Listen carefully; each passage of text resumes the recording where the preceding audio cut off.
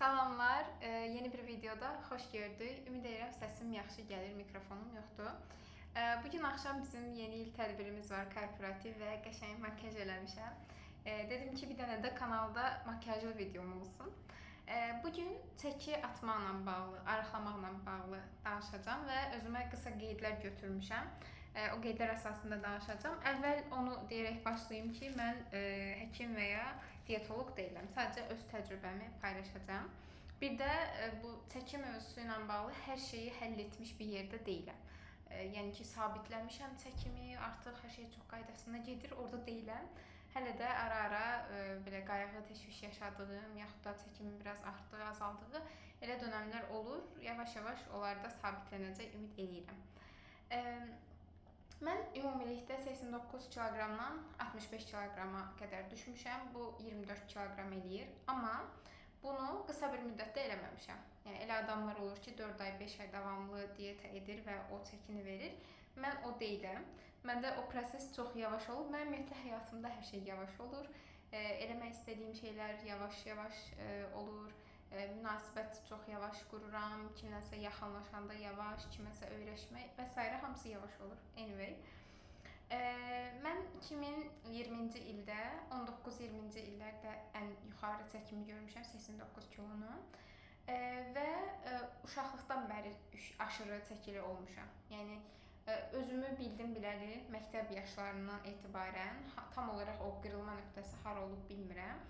Çünki uşaqlıq şəkillərində əslində normaldır çəkim. Orada hardasa nəsə baş veribdi və çəkim artmağa başlayıb və özümü bildim biləli artıq çəkili olmuşam. Bu da önəmlidir. Çünki elə adamlar olur ki, qısa müddətdə çox çəki alır və o darıxır da əvvəlki halı üçün. Məndə elə olmayıbdı. Mən də özümü belə bilmişəm və bunun əksinin necə olacağını, necə hiss etdirəcəyinə bağlı heç bir fikrim olmayıbdı. Və 2019-cu ilədək müxtəlif hamımızın bildiyi, yoxladığı fərqli diyetaları yoxlamışam. Dukandan tutmuş keto diyetinə qədər bütün diyetaları yoxlamışam. Hətta yadımda məktəb yaşlarından başlamışdım. Təəssüf ki, bunları eləməyə. Və 2 dəfə də fərqli 2 diyetoloqdan işləmişəm. Biri Azərbaycandan, adını demirəm, hələ də insanlarla işləyir. Təəssüf ki, biri də Türkiyədən. Türkiyədə olan qadın əslində daha normal idi yazdığı list, amma indi deyəcəm niyə alınmadı.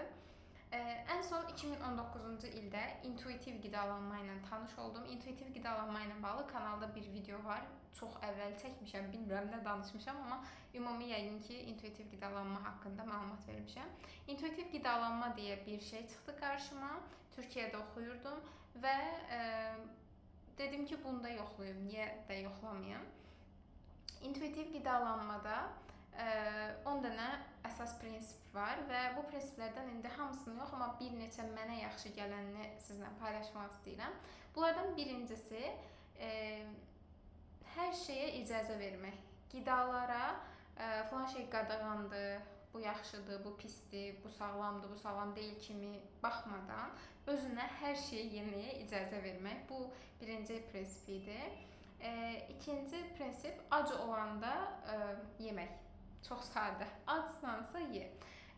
Bəlkə bəzi izləyənlərə qəribə gələr, amma uzun müddət diyetə etmiş insanlar məni yaxşı başa düşür məncə.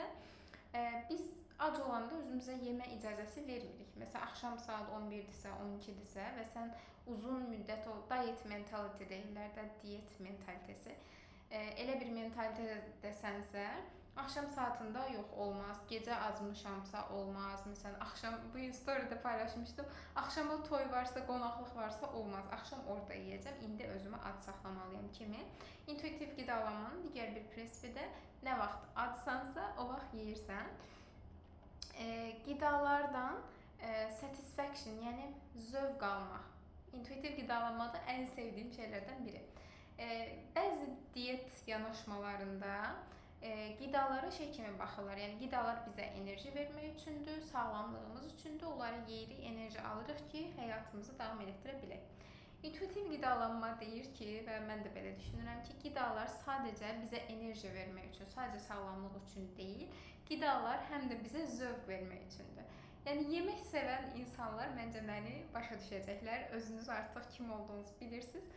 Yemək sevmək deyə bir şey var. Yemək yeməyi sevmək, yeməkdən zövq almaq, yeyəcəyin yemək üçün sevinmək. Yəni bu mənim həyatımın mənalarından biridir. Həqiqətən də yemək yemək, dadlı yeməklər yemək mənim həyatımın mənalarından biridir. Mən harasa səyahətə gələndə ilk yemək şeylərinə baxıram ki, harda nə yemək lazımdır və belə bir insana yemək sadəcə bizə enerji vermək üçündür deyəndə və belə diyetlər yazanda işləməməyi çox normaldır. İndidən baxanda bunu deyə bilirəm.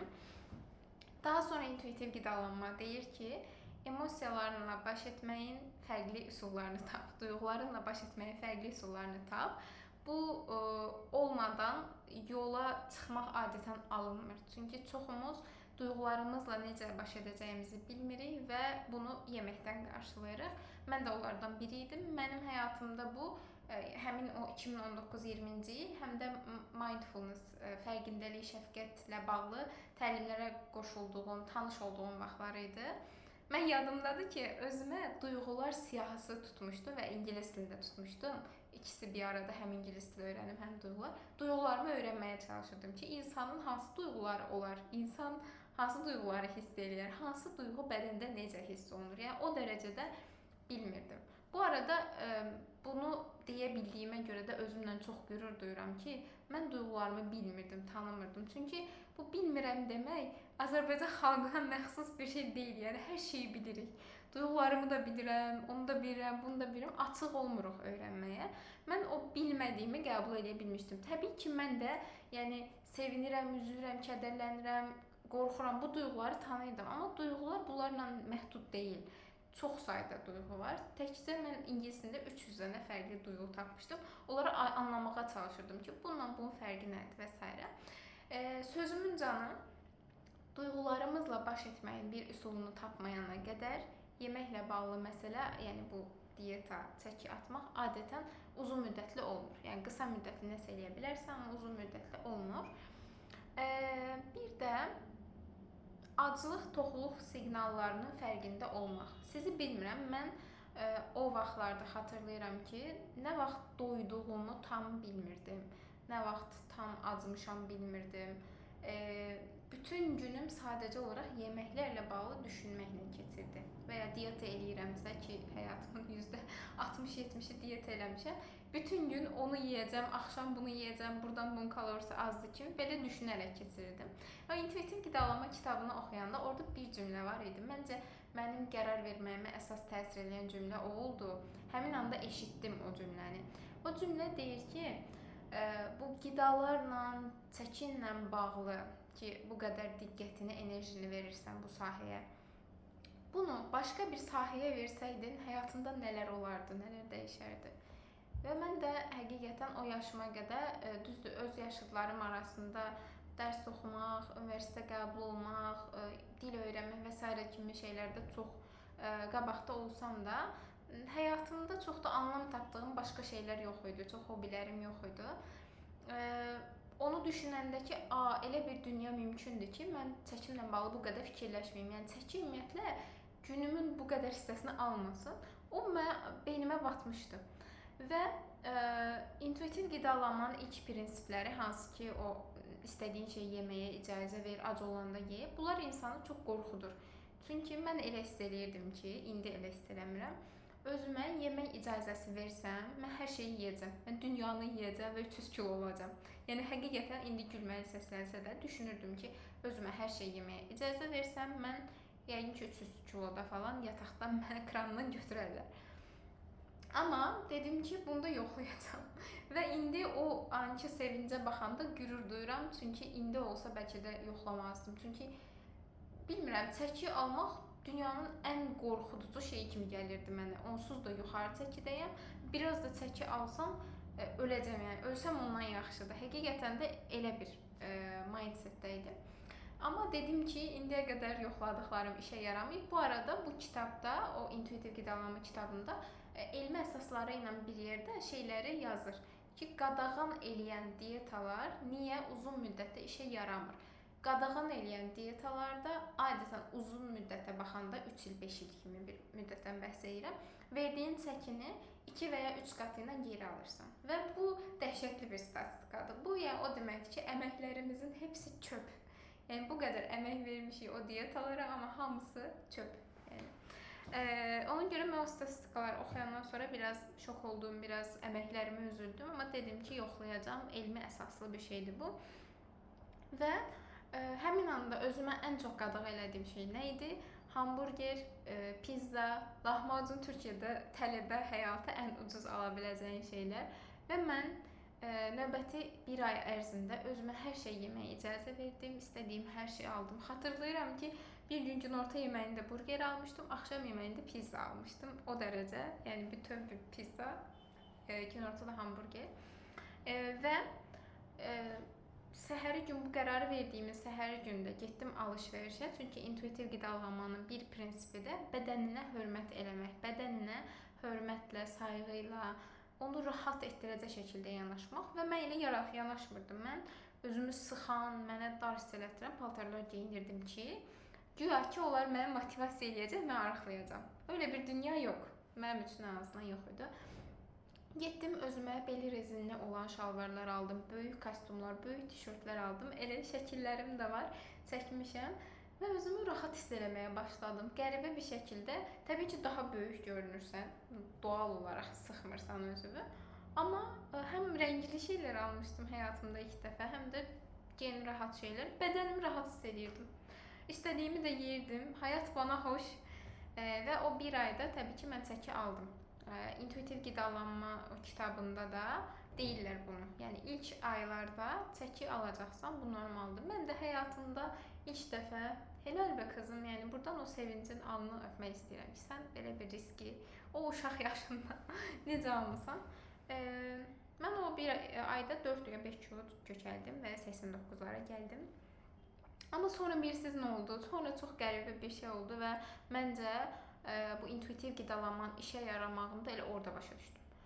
Bir səhər oyandım, xatırlayıram o səhəri, yataqxanadayam və dedim ki, bu gün ürəyim tərəvəz yemək istəyir. Bu mən həyatımda heç baş verməmişdi. Həyatımda heç vaxt ürəyim tərəvəz, meyvə istəməmişdi. Mən səhər oyandım ki, bu gün tərəvəz yemək istəyirəm və çox sevindim. Bunun fərqində olanda çox sevindim. Demək ki, hər istədiyini yeyəndə yavaş-yavaş ürəyin tərəvəz istəyirmiş. Həmin gün getdim özümə tərəvəzlər aldım, zeytinyağlı, türklərin qəşəng tərəvəz yeməklərindən birini bişirmişdim, yemişdim. Və ondan sonra da həqiqətən o birinci ayın sonunda mən yavaş-yavaş fərqli şeylər də istəməyə başladım. Bədənim qatıqlı, tərəvəzli yeməklər, meyvələr, daha sağlam səhər yeməkləri istəməyə başladım. Tamamən azalmadı, birdən-birə sıfırlanmadı burger istəyim, yenə də yeyirdim. Amma istədiyim vaxtda istədiyim şeyi yeyə bilərəm. Bunun güvənini qazanandan sonra, yəni bədənim də mənə güvənir, zehnim də ki, nə vaxt istəsən yeyəsən də, yəni qaçmır bu. Mən artıq diqqətimi o qidalanmadan çəkməyə başladım yavaş-yavaş. Həyatıma başqa şeylər daxil oldu. Mindfulness, şəfqət, şiddətsiz ünsiyyət, duyğular, özümü anlamaq, bu şeylər daxil oldu. Çünki bütün əməyim, diqqətim, enerjim davamlı o sahədə idi. Ora biraz yavaşladı, yumuşadı. O elə özümə qurduğum o zindanın içindən çıxdım. Və yavaş-yavaş çəkim də azalmağa başladı öz-özünə. Sonrasında bu intuitiv qidalanma prinsiplərin hamısını deməyəcəm dedim, deyəsən hamısını dedim. Biri də bədəni və yaxşı hiss etdirəcək şəkildə hərəkət eləməkdir. Hərəkət eləməyi yenə diyeta eləyən insanlar məni anlayacaq. Hərəkət niyə eləyirsən? Arıqlamaq üçün. Yəni sanki hərəkət eləməyin, idman eləməyin tək nəticəsi, outcome-ı arıqlamaqdır. Arıqlamayacamsa niyə hərəkət eləyim? Və sadəcə bədənimə yaxşı gələcək şəkildə hərəkət eləməyə başladım. Birincisi yürüyüş oldu və hələ də həyatımda əsas olaraq yürüyüş var. Çünki ən asanıdır. Sonra da yoga həyatıma girdi. Yoga eləyəndə də mənim ağlımda bu qədər belə olsa arıqlayım düşüncəsi yox idi. Sadəcə olaraq özümə yaxşı gəlirdi. Bədənimi yaxşı hiss edirdim, zehnimi yaxşı hiss edirdim, buna görə eləyirdim. Belə 78 kiloya qədər arıqladım. Sonra nə oldu? Sonra mən həyat yoldaşımla tanış oldum. həyat yoldaşımla daha doğrusu evlənməyə qərar verdik artıq o bir il yarım müddətdən sonra. Və həyat yoldaşımın, Pərvinin çəkisi aşağı idi, mənim isə çəkim çox yuxarı idi və özümü qəribə weird hiss eləyirdim ki, necə olacaq da belə. Adətən axı şeydə var, qadın dediyin incə-incə çıtı-pıtı olur. Deyiləm, yəni o mən deyiləm. Və biz həmin vaxt nişanımız ərəfəsində bir-birimizə söz verdik. O dedi ki, mən kökələcəm. Mən dedim ki, mən də arıqlayacağam. Deyirdim ki, mən də arıqlayacağam, amma yəni bu qədər inanmırdım da. O öz sözümə inanmırdım ki, nətər arıqlayasan da sən. O proses öz-özlüyündən olmuşdu deyə 80-lərdən 70-lərə. Yəni qorxurdum. Öyrənilmiş çarəsizlik deyirlər. Psixologiyada belə bir termin var, öyrənilmiş çarəsizlik. Məndə o idi. Yəni diyetalardan o qədər bezmişdim ki və inanmırdım onsuz da. Deyirdim necə olacaq.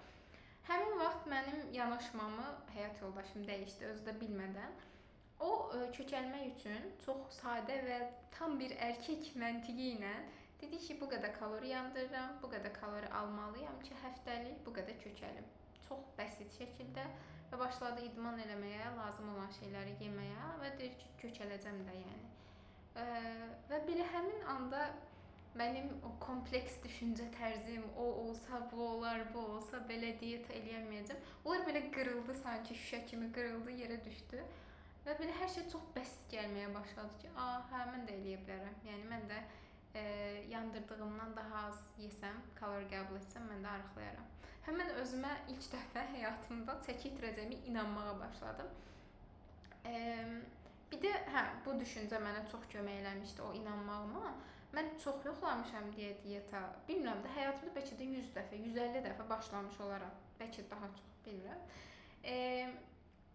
Həmin anlarda o başlayan və davam eləyənməyən sevinc indiki sevinc deyil. Onu xatırladım ki, indiki sevinc çox şey öyrənib, duyğularını da biraz idarə eləməyə bilir. Psixoloqla görüşməyə başlamışdım 2021-ci ildə. O mənə çox kömək olmuşdu. Və belə özümə fərqli baxdım ki, bu sevinc o sevinc deyil, bu başqa sevincdir. Bir də bu yoxlasın.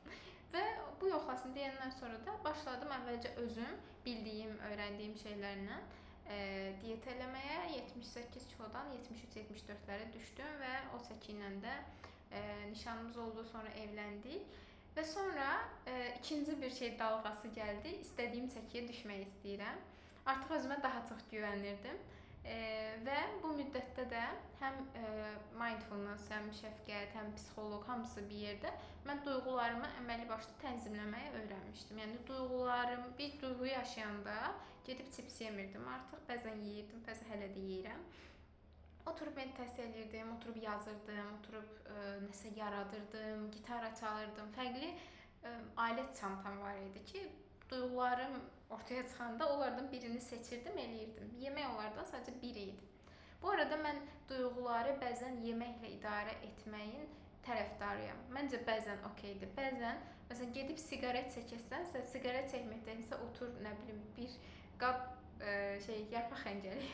Axır vaxtlarda yarpaq xəncəlini çox sevirəm. Anyway, bəzən məncə okeydir. Yəni o qədər qatı olmağa gərək yoxdur. Bəzən mən hətta indi də eləyirəm. Deyirəm ki, çox stressliyəm, gedirəm indi chips yeyəcəm və yeyirəm. Nə deyirdim? Bu duyğularımı və s. də biraz tənzimləməyi öyrənmişəm. Bir xeyli də çəki vermişəm, artıq özümə güvənirəm. Dedim ki, bir diyetisyenlə davam edeyim. Türkiyədən Hilal izləyirsə ona salamlar. Onunla başladıq biz bu prosesə və məncə bir diyetoloqda mənim üçün ən önəmli olması gərəkən şey onun şəfqətli olmasıdır. Bunu psixoloqum üçün də eynisini düşünürəm. Mən məsələn psixoloqum koqnitiv davranış terapiyası eləyirdi, həm də EMDR, ikisi bir yerdə. Amma mənim üçün əsas onun sağaldan tərəfi şəfqətli olması idi. Mən o hər şeyi üzə deyən, belə sərt şəkildə danışan, mühakimə edən o cür ekollər də var psixologiyada.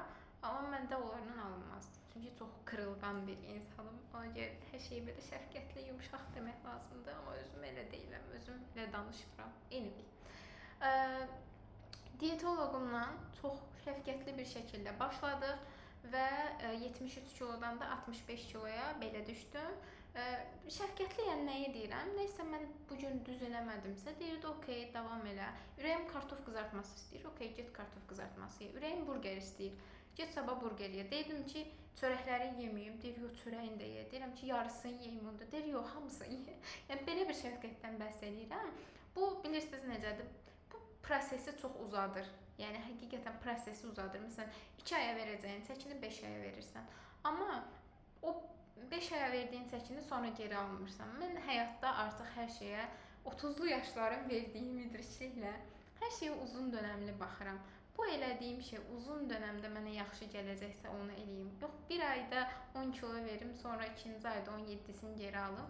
Bu məntiqli gəlmir və bu 30'lu yaşları həqiqətən çox sevməyə başlamışam. Buna bağlı bəlkə ayrı video çəkərəm. Hər şeyə uzun dönəmli baxıram. Biraz daha belə sakit, yavaş, daha müdrikləşibdi qızımız. Elə baxıram. Mənim üçün okey idi. Yəni mən yavaşlıqla okeyəm. Həyatım yavaş, özüm yavaş, hər şeyim yavaş. Yavaş-yavaş verdim o çəkini. Yəni bir dəfəsində 3-4 kilosunu verdim, sonra da qalan 4-5 kilosunu verdim. Amma 65'də niyə dayandım? Mənim ilkin hədəfim əslində 57-58'lərə düşüb, sonra da belə 59'da sabitləmək idi. Çünki diyetanın bir yerində 2 dənə red flag gördüm. Bunlardan birincisi ürəyimin çox aşırı şəkildə nəsə çörəkli, kartoflu, makarnalı, belə karbohidratlı nəsə istəməyi idi. Halbuki diyetamda var idi onlar, yeyirdim. Amma bir ara o hamilələrdə olur, hamilə aşermək deyir türklər, yəni çox istəyirsən də onu, starving. Yox, starving deyil. Anyway, o sözü bilmirəm. Elə bir şey olmağa başladı və mən bilirəm ki, bu red flagdır. Sən ürəyin aşırı dərəcədə nəsə istəyirsə, onu yeməlisən. Amma hər gün istəyirdim. Dedim ki, nəsə dietada demək ki, nəsə qaydasında deyil, bədənim istəmir bunu. İkinci red flagim də o idi ki, bir ara 3-4 gün ard-arda hər gün tərəziyə çıxmağa başladım. Yəni çəki verdim, yaxşı gəldim, 64'ləri gördüm və artıq heyecanlanıram da 50'ləri görəcəm. Həyatımda ilk dəfə bu arada. İndi olduğum çəkidə ən son 8-ci sinifdə olmuşam. 50'lərə düşsəm də bilmirəm, həyatımda yəqin 3-cü, 4-cü sinifdə o kiloda olmuşam. Bir ara o hər gün axşam çıxırdım tərəziyə, səhər çıxırdım. Axşam çıxırdım, səhər çıxırdım. Amma yenə özümü təbrik edirəm. Bu videoda özümü çox təqdir elədim. Fərqində bir insanam. Fərqində idim ki, bu sağlam deyil. Bu sağlam deyil deyib dietanı dayandırdım. 64'də dayandırdım. 1 kilo, yəni indi 64-66 arası gedirəm, gəlirəm. Və mən şeyə heç inanmırdım ki, dietanı dayandırandan sonra intuitiv qidalanmamız onu deyir ki, əslində bədən sabitləyir özünü, sabit qalır. Mən inanmırdım. Dedim ki, nətər yəni dietanı dayandırsam mən artıb əvvəlki çəkimə qayıdacağam, amma elə olmurmuş. Həqiqətən də inanmıram özümdə, amma elə olmur. Dietanı noyabr ayının əvvəlində dayandırmışam. İndi dekabrın sonudur. Eyni çəkidə gedirəm, gəlirəm və daha rahat qidalanıram. Yəni istədiyim şeyləri, o makarnalar, düyülər, kartof qızartmaları yeyirəm. Yarpaq xəncəlləri həmçinin. Mən xəncələ qonaq eləmək istəyən varsa, yarpaq xəncəl yeyirəm. Və çəkim sabit qalır, amma ən başda dediyim kimi bu işləri tamamilə bilən, həll etmiş bir yerdə deyiləm. Hələ də içimdə bəzən o şeyi hiss edirəm, qorxunu ki, ayda birdən yenə çəki alaram. Bilmirəm o necə keçib gedəcək həyatımdan, amma insanın elə bir qorxusu olur, əvvəlki halına qayıtma qorxusu. Və bütün paltarlar falan hər şey dəyişibdi, indiki halıma uyğun şeylər almışam deyə adam istəmir. Amma təbii ki, önəmli olan can sağlığıdır, kilo alınıb verilən bir şeydir. Belə bir yanaşmaya gəlməyim çox uzun zaman aldı. Amma həqiqətən də həyatda çəkidən, qidalanmaqdan daha önəmli şeylər də var. Bu konuya, ümumiyyətlə hər hansı bir mövzuya takıntılı şəkildə yanaşmaq sağlam olmur uzun müddətdə. Uzun müddətdə heç nəyə takıntılı olmamaq. Hətta bədənimizin görünüşündən tutmuş, nə bilim elədiyimiz idmana, saçlarımızın gözəlliyindən tutmuş, ağlımıza, hafizəmizə, yəni heç nəyə o qədər özümüzdə heyran olub aşırı şəkildə tapınmaq deyir türklər. Tapınmamalıyıq. Çünki hamısı əlimizdən alına bilir. Hamısı gəldici və keçici şeylərdir. Keçməyən heç nə yoxdur. Ona görə də heç nəyi çox belə bərk-bərk tutmamaq lazımdır. Mən də indi bunu belə bərk-bərk tutmamağa çalışıram. Çünki adam biraz çəki atandan sonra bununla belə çox qürur duymağa başlayırsan. Hamı da səndən soruşur, necə çəki atmısan falan. Bir də görsən ki, həyatındakı söhbətlərin %90-ı bununla bağlı olubdur. Bu istəmirəm. Yəni bunu həqiqətən istəmirəm. Heç bir sahə ilə bağlı. Belə həyatımın bir şeydən ibarət halına gəlməyini istəmirəm. Bir dənə qız var Türkiyədə. Düzdür, indi o sosial media hesabını bu istiqamətdə qurubdur. Hardasa 50-60 kilo arıqlayıb və amma məsələn bir ildə baxıram, bir ildə bundan danışır və sıxıldım ya, həyatında başqa bir şey yoxdur sənin. Mən elə olmaq istəmirəm. Amma düşündüm ki, bu video faydalı olacaq. Instagramdan da çox adam yazmışdı. Başqa demək istədiyim bir şey yoxdur. Ümid edirəm ki, bundan sonra bu 2026-cı il üçün əsas hədəfim sağlamlığım və bədənim baxımından protein alınma, protein qəbuluma diqqət eləmək. Çünki mən çox protein sevən insan deyiləm, yəni ət və ət məhsulları çox sevmirəm. Amma əsasən də ət məhsullarındadır bildiyiniz kimi. Biraz bu il, hətta indi başlamışam qramajları falan öyrənirəm ki, nə yeyəndə nə qədər alırsam, təxmini biləcəyim səviyyədə biraz protein alınma diqqət eləmək istəyirəm və əzələ kütləsi qazanmaq istəyirəm. Bunu izləyən sən əgər bir qadınsansa, xüsusi bu dediyimə diqqət elə. Qadınlar o menopoz dönəminə, 45-50 yaşlardakı o dönəmə nə qədər çox əzələ kütləsi ilə daxil olsalar, o qədər asan keçir. Və təbii ki, yaşlılıq da o qədər asan keçir. Bundan sonra yaşlılığıma investisiya eləmək istəyirəm. Biraz əzələ kütləm artsın, sıxlaşım. Əsas şeylərim bunlardır. Bir 50'li kiloları görmək kimi içimdə bir niyyətim var. Qismət olsa inşallah onu da görərəm. Amma belə də okeyəm. Yəni giydiyim şeyləri özümə yaraşdırıram, özümə yaxşı istəyirəm. Belə, bura qədər izlədinizsə fikirlərinizi siz də məndən paylaşarsınız. Ümid edirəm ki, kimlərəsə faydalı olar. Hələlik.